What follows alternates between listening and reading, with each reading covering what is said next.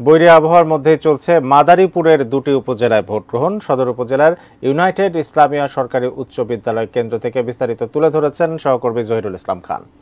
সকাল থেকেই বৈরী আবহাওয়ার কারণে এখানে ভোটার উপস্থিতি এখন পর্যন্ত কম এবং যে বিষয়টি এই মাদারীপুর সদর উপজেলায় লক্ষণীয় যে মাদারীপুর সদর উপজেলা নির্বাচনের চেয়ারম্যান পদে প্রার্থী হয়েছে দুইজন। একজন হলেন সাবেক নৌ পরিবহন মন্ত্রী স্থানীয় সংসদ সদস্য শাহজাহান খানের ছেলে আসিফুর রহমান খান, তিনি আনারস প্রতীক নিয়ে প্রতিদ্বন্দ্বিতা করছেন।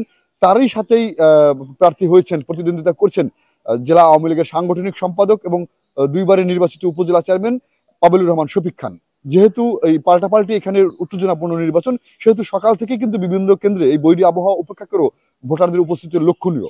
এবং যে বিষয়টি আমরা দেখেছি যে ভোটাররা কিন্তু সকালেই বাইরে প্রচুর ভিড় করছে এবং যেহেতু এই মুহূর্তে বৃষ্টি কিছুটা কম হচ্ছে, সেই কারণে ভোটাররা বাইরে থেকে সারিবদ্ধভাবেই এখানে এই কেন্দ্রের মধ্যে আসছে এবং সেখানে ভোট প্রয়োগ করছে। এবং এখানে আইন শৃঙ্খলা রক্ষাকারী বাহিনী কঠোর নিরাপত্তা সহকারে নির্বাচন অনুষ্ঠান করছে।